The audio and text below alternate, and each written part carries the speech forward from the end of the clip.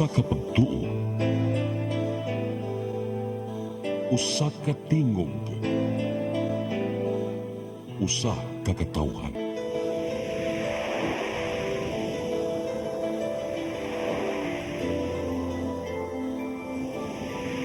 Cebu Catholic Television Network.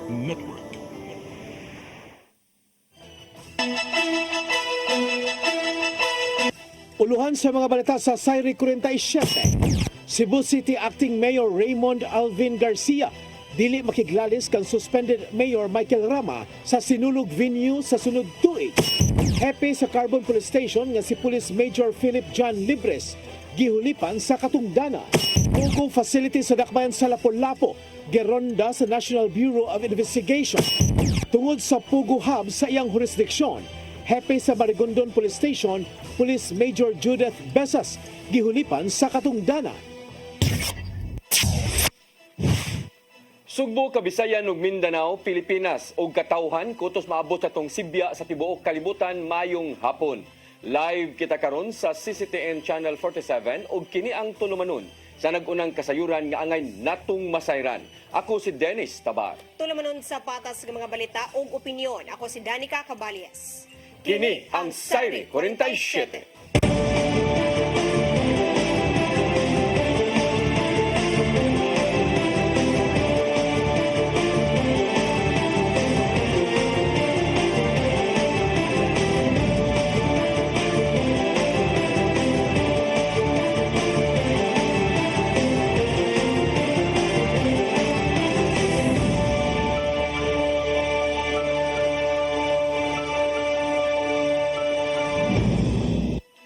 Ug karon sa kumpletong detalye sa atong mga balita, Cebu City Acting Mayor Raymond Alvin Garcia dili makiglalis kang suspended Mayor Michael Rama labot sa pagsupak niini nga ibalik sa Cebu City Sports Center ang sinulog sa sulod nga tuig. Nangandam na si Garcia alang sa sinulog 2025 nga himuon sa Cebu City Sports Complex human nga nakita ang malampuson nga pasigarbo sa Sugbo. Ang kasayuran ihatod ni Sherissa Mayoy. Dili makiglalis og labaw nga dili makig-away si Cebu City Acting Mayor Raymond Alvin Garcia kang suspended Mayor Michael Rama, partikular na niini ang kabahin sa pagpangandam sa sinulog 2025. Una nang gibadlong ni Rama si Garcia nga dili manghinlabot sa pagpangandam sunod tuig nga sinulog. Kinitungod kay gawas nga dili sakop ang acting mayor sa Sinulog Foundation, dili usab kini sakop sa Sinulog Executive Committee. Ang suspendedong mayor ni patawag na og tigom alang sa sinulog 2025 samtang si Garcia nagplano pagpatawag usab og tigom alang ini ugmang adlaw. Alang ang Garcia ang ngayon unang likayan ang politika nilang Rama ug ipatigbabaw ang malampuson nga pagsaulog sa sinulog sunod tuig. Adaptin lang nato ning politika atong ipagtigbabaw ang atong pagselebrar sa sinulog in honor and to venerate Señor Santo Niño. Halad guning Señor Santo Niño. Gani andam na makigtinabangay si Garcia kang Rama agig pagpangandam sa sinulog 2025 hinungdan nga pasugdanan niya ang pagpangandam sa kalihukan na sunod semana. Nagkasumpakin hinungdaan ang baruganan sa duha ka lider sa syudad labot sa venue sa 2025 tungod kay gusto ni Rama nga kini adto lang gihapon ipaygayon sa South Road Properties kon SRP samtang si Garcia gusto kining ibalik sa Cebu City Sports Center kon CCSC. I can work together with Mike Rama man. Uy, ano mag-away man ta? Work na lang yun me together. I think may problema niya. Ikaayuhan naman ni sinulog atong ganahan. Sherissa Mayoy, CCTN News. Gihimugatan ni Cebu City Acting Mayor Raymond Garcia nga siya maoy gibiyaan ni suspended Mayor Michael Rama. Kinitaliwa sa paghimakak ni Rama nga adunay pipila ka mga aliado sa barog Team Rama nga wala na mitubag sa iyang mga tawag. Niingon ng suspendidong mayor nga ana pa silang Garcia sa iyang listahan sa posibleng mga kandidato niini sa sunod tuig nga eleksyon. Apan alang kang Garcia, wala na dad-a o dili na gani kalitok si Rama siyang pangalan nga maoy unang gipahibaw nga running mate niini sa 2025 elections. Gusto sa acting mayor nga basahon sa suspendidong mayor ang listahan niini tungod kay giingong lahi na ang gipaila-ila niya nga running mate. Wala pa hinuon matino kung unsa ang daganan ni Garcia sa umaabot nga piniliay. Taliwa sa pagtuo sa mga local political observer nga kini muatbang kang Rama. Yung ano yung gi-announce lain man. Yung i-announce sa publiko, wa na mi. Yung simong lista, ano ni mo gibasa? Pinuha mo na. Klaro yung sa ini-abandon na. Mandawi Acting Mayor Glenn Bersede nidipinsa sa pagpangutang sa dakbayan sa Mandawi og 3 bilyones ka pesos alang sa ilang tukuron nga government center. Nagtuo usab si Bersede nga posibleng pamulitika ang kalit lang nga pagtunga sa Save Mandawi Coalition nga supak sa maong pagpangutang. Ang kasayuran ihatod ni Mary Rose Sagarino. Gidepensahan ni Acting Mayor Glenn Bersede ang plano sa syudad sa pagloan og 3 bilyones pesos alang sa pagpundo sa government center. Matod ni Bersede nga kinahanglan na og bago og dakong City Hall sa Mandawi aron mahiusa ang mga buhatan og ahensya sa gobyerno. Matod ni Bersede nga wala ray problema sa pagbayad sa loan tungod kay aduna man usab mga pasilidad nga paabangan diin makakwarta ang Mandawi sama sa convention center ug commercial establishments.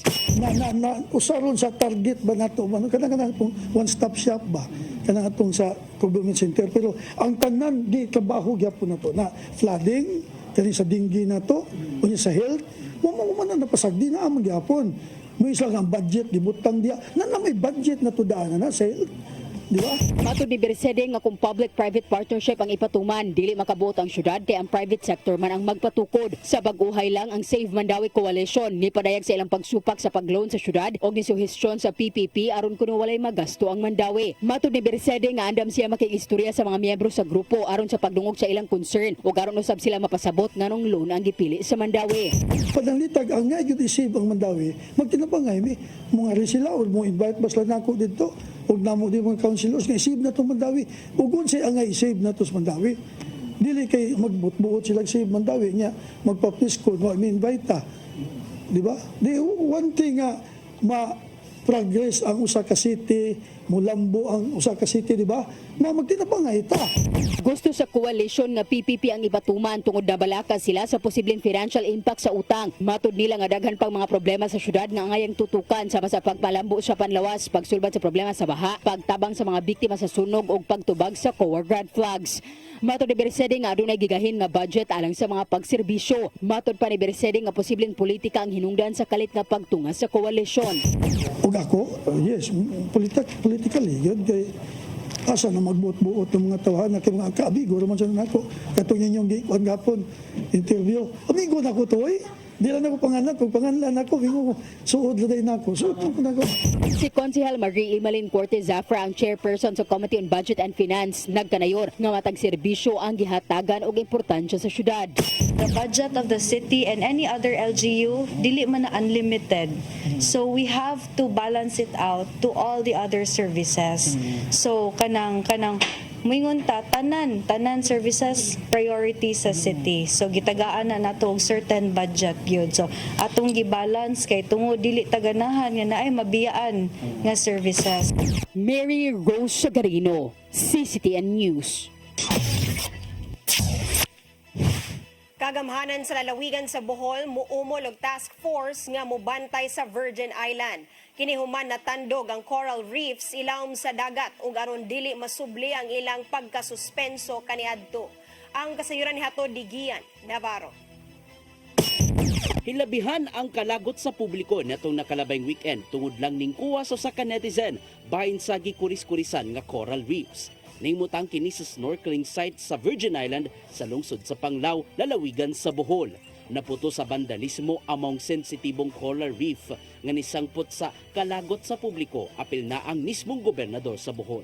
Protektado sa balaod nga Panglao Island Protected Seascape ang Virgin Island ug covered pa sa Expanded National Integrated Protected Area System kon INIPAS Act of 2018. Nadiskubrihan ni Governor Erico Aris Omentado nga dunay pipila ka mga snorkeling guides ang giingong nagpasagad lang ngadto sa mga turista. Sumapa niya nga adunay uban nga mga yuog dakong bayad aron tugutang makasuwat ang mga divers sa maong coral reefs. Kung ma-damage ang corals na moiganha sa mga tourist, unsa pa may tan-awon diha. Kaya kung dunggan na kani mga tourist, kani mga snorkeling guides, mao ko na po mag-encourage sa mga turista na kung ilang isulat ang nga nila sa maong corals na additional bayad. Sa kasamtanan, sirado among diving site sa Virgin Island, subay sa nagpadayong investigasyon. Resulta kini sini mo pa nagsabot sa LGU uban ang kadagkuan sa Department of Environment and Natural Resources. Umulon sa Bohol LGU ang task force aron mas masubay pa ang pagbantay sa mong lugar, batok sa ubang buot man na mas tamas ilawom sa dagat. Ang mga tao na hatagan og authority na makapanakop, maka-arrest or makabadlong kay kung wa tay task force pura di pod kaayo sila makalihok tungod kay wa sila katungod na murag mo apprehend. Iyan dokumentado nga mas mainampingon na sila kung isgutan ang environmental concerns sama na lang sa gidangatan sa Virgin Island. May numdumang gisuspenso siya sa ombudsman niya tumayo tungod lang sa issue sa Captain's Peak nga gitukod tunga-tunga sa Chocolate Hills. Gisusi na karon kung kinsa mga snorkeling guides ang giingong nagtugot sa pagkuris-kuris sa coral reefs alang sa mas laom nilang investigasyon. Kayan unta ni kung ila po nang gibuhat sa side sa DNR labi na kay inipas ni area and then protected area. So kinahanglanon gyud ni og unta masinsin na pagbantay. So Navarro, CCTN News. Pagpabag-o sa kalikupan ngadto sa iyang naandang itsura gitinguha sa bag-o lang gilusad nga proyekto. Suportado hinuon kini sa habig sa gobyerno apil na ang Department of Tourism. Ang kasayuran ihatod ni Gian Navarro. Bag-uhay lang gilusad sa publiko ang usa ka inisyatiba nga gitawag og The Regenesis Project sa tinguhang mabanhaw na ang nagubang kalikupan. Ang maong inisyatiba gimugna sa usa ka architect og top notcher sa Architecture Board exam kinsang nagpadayag sa tiunay nga gugma ngadto sa kalikupan. Sumapa sa founder nga si Marian Amores Duta nga naamong ang kalikupan tungod sa kadaghan sa mga nahimong kalambuan nga gipakapinan pa sa nagkagrabing epekto sa climate change. Inay padayonon ang iyang pagka-architect, gibiyaan niya kini human natandog sa mga gipambuhat sa mong industriya. So now that I found that and I saw that there's a huge need for that and a lot of people want that and will rally around that, then it gives me, a lot of hope to continue to do this. So that is actually why we're all here. Usa sa mga laka nga gibuhat sa The Regenesis Project mao ang pagpabalik sa naandang itsura gikan sa nagubang malunhawong lugar. Pakapinan kini sa responsableng pagtudlo unsaon pagsalbar sa kalikupan o pagbuhat sa mga mas natural nga pagpamuyo sa palibot. Una nang nakig-alayon ang The Regenesis Project gadto sa Bohol LGU ug aduna nay 10-year framework aron matuman. Tinguha nila nga makig-alayon sa mga opisyal sa Metro Cebu aron dili na mosamot ang mga pagbaha ug kahugaw sa palibot. We have to quickly figure out how to change the way we do things, change the way we build, change the way we design our cities in order to be more resilient because all of these climate change impacts are already happening now. We have to quickly transition. Usa sa mga nakasaksi sa launching mao si Asturias Vice Mayor Benjo Labuca. Gawas sa pag-uyon, nakita niya ang kamahinungdanon sa pagpabanhaw sa nagubang kalikupan. Our NTDP in the National Department of Tourism comprises of preservation of our environment because we are into sustainability also. Dungan sa paghangop, musuporta ang Department of Tourism sa inisyatibang The Regenesis Project. Sumapa ni Undersecretary Ferdinand Humapaw nga haom kini sa National Tourism Development Plan diin, tinguhan nilang mas masustener pa ang kalikupan pinaagi sa responsableng turismo. So the Genesis Project nakita na to not only focus on bamboo, but daghan sila gi-focus pod including livelihood and daghan to sila ug ma-address nga concern, especially kung ikaw nag-advocate og sustainable development. Alang sa mga interesadong musuporta, bisitahan lang ang The Regenesis Project sa Facebook o ang website nga theregenesisproject.org. Gian Navarro, CCTN News. Mosunod, happy sa Carbon Police Station nga si Police Major Philip John Libres gihulipan sa katungdanan. Kanaog daghan pa mga balita sa pagbalik sa Sayri 47.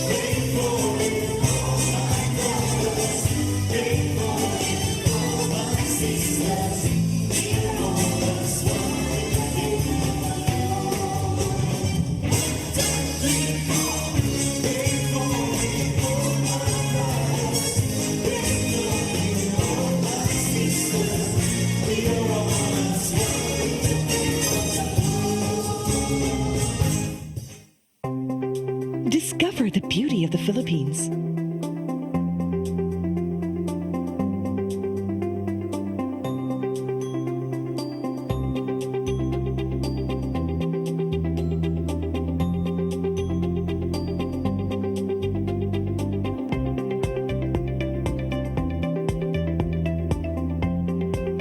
With Philippine Airlines, the country's flag carrier.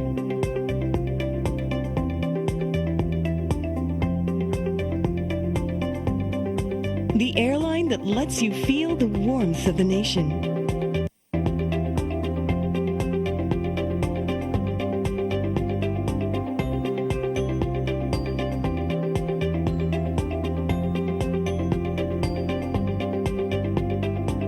Mabuhay!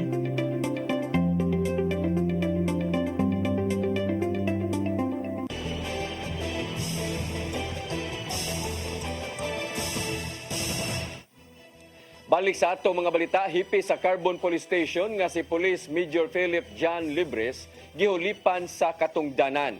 Mipuli kaniya ang kani hipi sa Liloan Police Station nga si Police Major Eric Hingoyon. Ang kasayuran ihatod ni Arnold Bustamante. Bago na ang hepe sa Carbon Police Station, naman huli pa sa katungdanan si Police Major Philip John Libres. Di nang mihilig kaniya ang kanhi hepe sa Liloan Police Station nga si Police Major Eric Hingoyon. Gipahigad ang turnover dokuman sa conference room sa Cebu City Police Office sa pagpangulo ni Police Colonel Antonieta Cañete. Nagisaksihan sa mga hepe sa mga police station sa Dakpen Sugbo. Ang kamanduan sa pagrelibo kang Libres, ginubatan kini ni Police Brigadier General Antonio Amirin, pinitsahan itong September 3, 2024. Mato ni Cañete ang pagkahimong hepe sa usa ka police official, wala kini magpasabot nga hangtod sa hangtod hepe na lang kini kanunay. Tod kay mamahimong nga mahulipan kini sa mosunod nga mga adlaw, depende sa performance niini. Bisan siya nga maoy nangulo sa kapulisan sa Dakpen sa Sugbo, mahimong ugma pwede siya nga pahulipan na sa iyang katungdanan kung magpabaya siya siyang trabaho nga tungod ani. Iyang gihagit ang mga hepe sa matag police station nga himon lang ang ilang trabaho nga mao ang pagpatuman sa kahusay ug kalinaw sa ilang jurisdiksyon. Every minute that I had been performing my duty as acting city director, proud ako. Kinoconsume ko yan. Ginagawa ko ng maayos. Because for me, baka hindi na ako city director kinabukasan din. No? Just like you, in the lower level, huwag kayo masyadong kampante din. Because kung kami tinitingnan sa taas, I also trying to evaluate your respective performance. Maaaring there will be reshuffling after this, no? Especially pag magmakita ko lapses o kunting problema and yung lack of dedication to perform your duties and responsibilities. And also to give chance others naman na gusto. Pagpadaig sa Cañete kang Libres nga human sa nitamong pagpanuli sa duha ka mga jewelry store sa Daan Calderon, Barangay Ermita.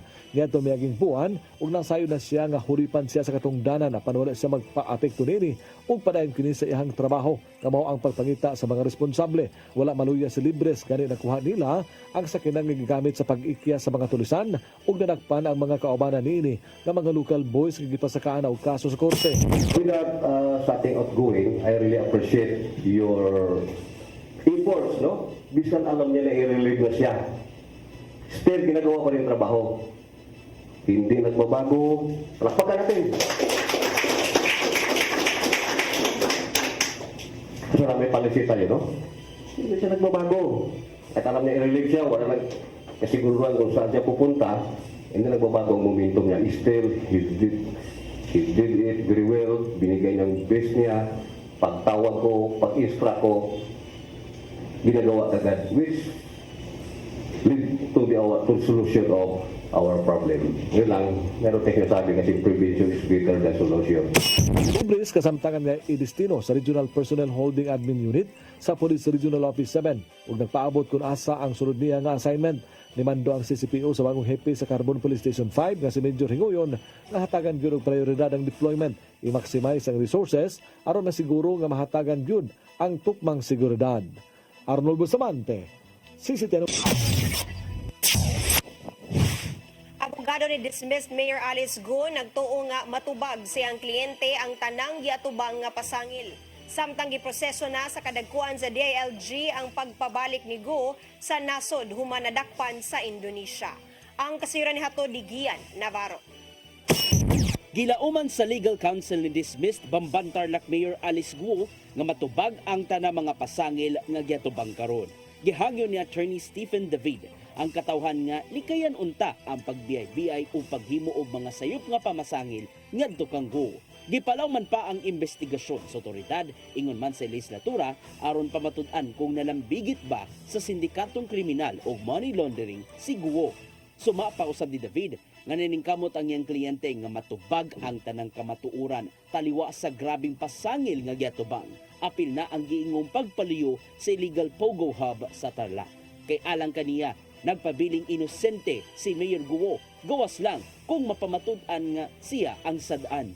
Apan dako ang pagtuon nilang Senators Risa Ontiveros ug Sherwin Gatchalian nga dunay dakong tawo nga nagpaluyo sa tanang illegal pogo hubs sa nasod. Sumapa nila nga posibleng gipaluyuhan kini sa politiko, opisyal sa gobyerno o di pa kaha sakop sa PNP aron mapadagan.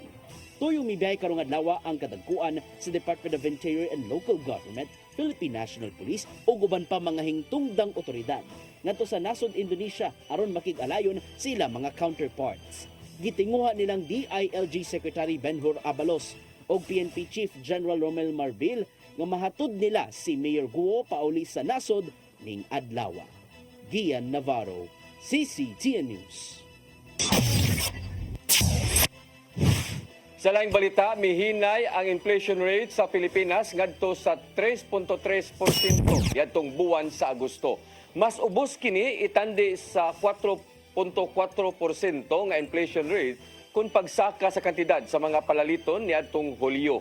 Suma pa sa Philippine Statistics Authority nga nagkahinay ang pagsaka sa presyo sa pagkaon o plitihan sa public transportation niadtong panahona. Ana-anang sa 3.6% ang year-to-date nga inflation trend sa Pilipinas. Sud sa nakalabay nga 8 ka buwan. Sulod kini sa nahimo nga panagna sa Bangko Sentral ng Pilipinas nga 3.2% hangtod sa 4% ang inflation.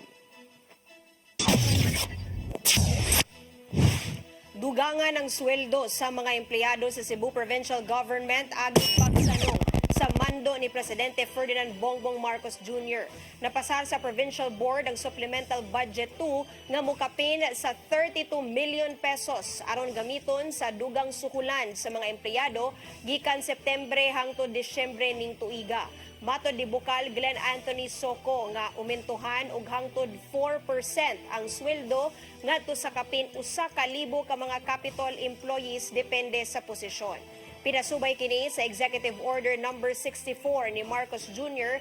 na nagpatuman sa salary increase sa mga nanarbaho sa gobyerno.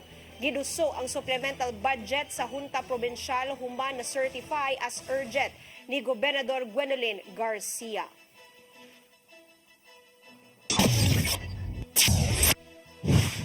Annex building sa Mandawi City Hall, butangan og uban pang mga opisina, gilauman nga mahuman karong tuiga. Tulo kini kaandana og butangan og elevator. Ang kasayuran ihatod ni Mary Rose Sagarino. Nagpirmahanay og kasabutan kaganinang buntag ang Mandawi City pinaagi ni Acting Mayor Glenn Beresede og Chest Foundation alang sa donasyon sa elevator sa annex building sa Mandawi City Hall. Ang elevator gilauman nga makahatag og kahamugaway og kasayon alang sa mga senior citizen o person with disability. PWD patawag na tug meeting dia o siya magkadungan mig saka di aluoy kay murag yung mangusog yung kuan ba. Pag once na ng elevator sayo na kay nila, di ba? Atong senior citizen nga mag-meeting dire, magsangkiig tawag saka diya. Ang annex building isumpay sa City Hall. Ang kasamtalang media center ibalhin aron mahimong hallway. Ang annex building sa City Hall ana sa kapin 30% nga kompleto o gilauman nga mahuman sa dili pa matapos ang tuig. Gisugdan ang construction ni aging tuig kini adunay tulo ka andana. Gitupong lang ang gitas-on sa City Hall. Wala na we need to respect the heritage na building. Ang building mohikling sa nagkadayang opisina, naglakip sa Human and Management Resources Office, Legal Office, Conference Room ug adunay parking area. Well, obviously naghuot naman ta. We want to kay kung maghuwat pa ta sa ato ang nga naman tay giplano na new government center, it will take us I think mga 35 months man to complete that. We cannot wait. Mary Rose Sagarino, CCTN News. Musunod Pugo facility sa Dakbayan sa Lapu-Lapu, gironda sa National Bureau of Investigation. Kana og daghan pang mga balita sa pagbalik sa Sayre 47.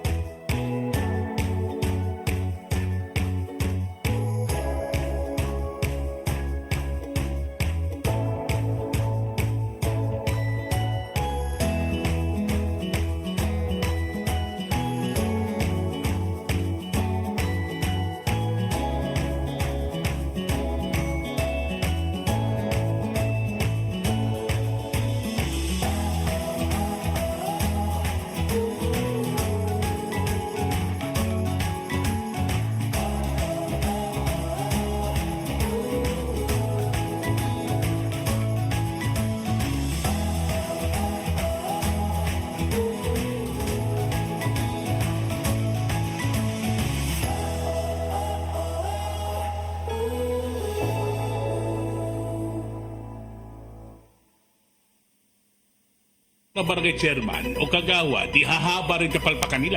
Eh kung may matitino, mapuputo agad yung katinoan.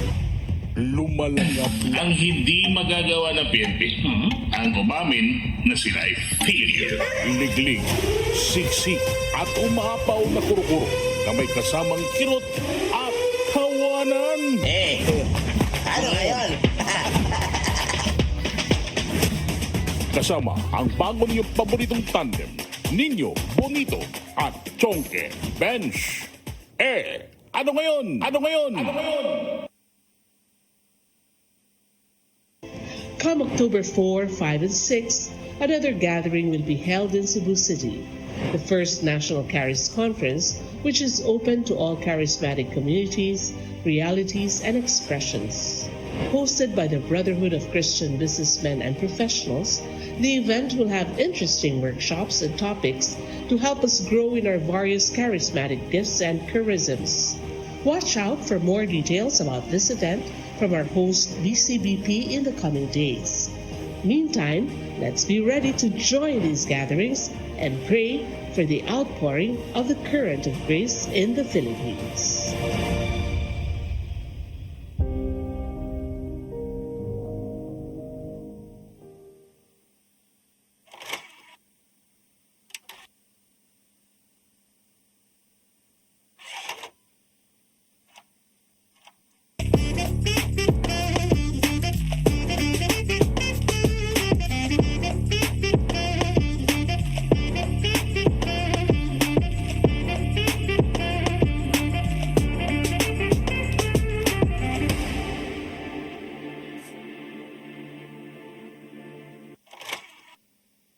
Migo George! Oh, ako? Naon sa maning tanawan niyo? Kalma lang ni Godido. Sila ko nito. Ano mo sa susili? Sa'yo na. Kano sa baka mo mabutan? Murag mao siguro na inyong hiwata. Oh, pagdagsa mo ni.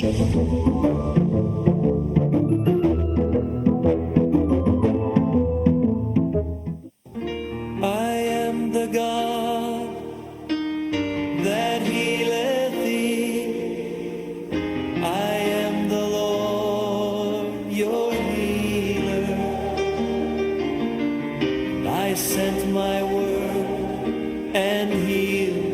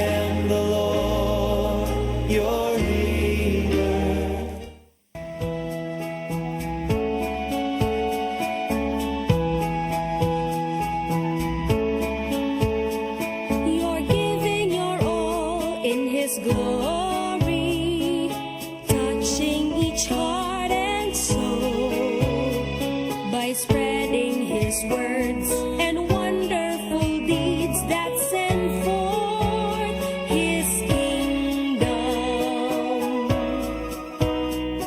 It's love that you feel, that you care for all who have gone astray. You show them the way that leads to His full of life. It's love, faith in action, true love,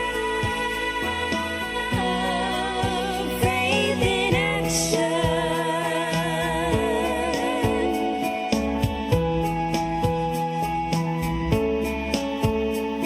We're one in one hope, inspiration through God's amazing grace.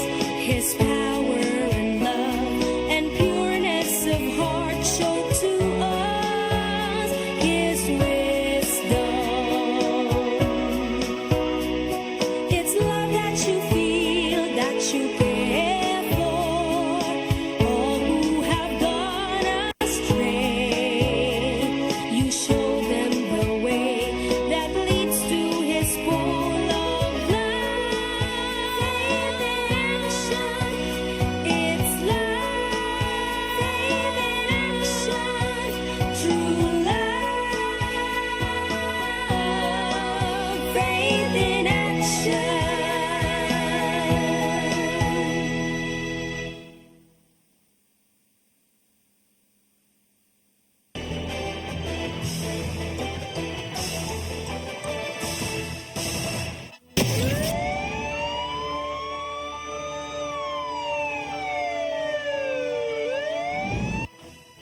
Balik sa atong mga balita, National Bureau of Investigation dinhi sa Region 7 nagpahigayon og search warrant operation sa Pugo Facility sa dakbayan sa Lapu-Lapu. Na-recover nila ang gatusan ka mga gadget gikan sa giingong working area sa managlahi nga scam.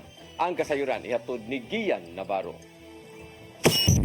Nagpahigayon og search warrant operation ang National Bureau of Investigation karong hapon sa Philippine Offshore Gaming Operation Hub diha sa Barangay Agus, Dakbayan sa Lapu-Lapu. Kabahin kini sa subsub nilang investigasyon sa mga Pogo Hub di naabtan atol sa raid niadtong Agosto 31 ang 169 ka mga langyaw nga nituman sa maong ilegalidad. Natultulan sa masakop sa NBI 7 ang managlayang buildings sud sa Gingong Garden Hotel, ang gingong working area sa Pogo Hub kung diin daghang mga gadgets ang anaa didto.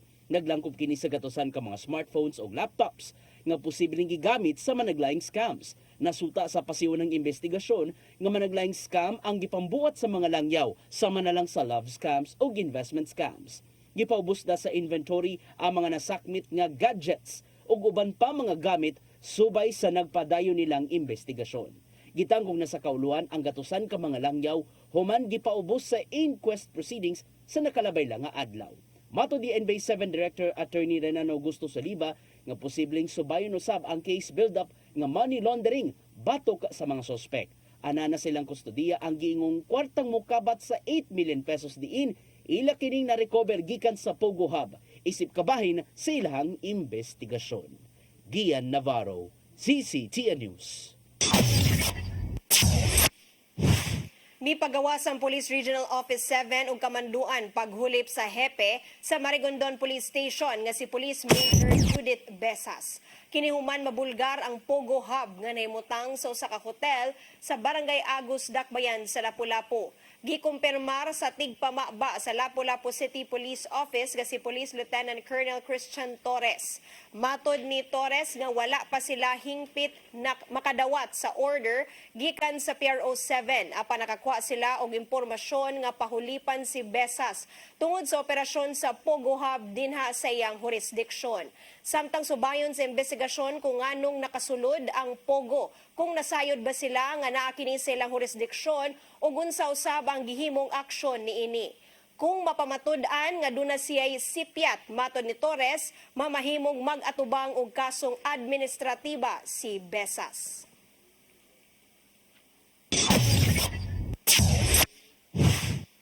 Mao kadtong naglangkob sa atong mga balita sa Sayre 47, ako si Dennis Tabar. Ako si Danica Caballes, sangton ugma sa inyong paboritong tulumanon. Sayre 47.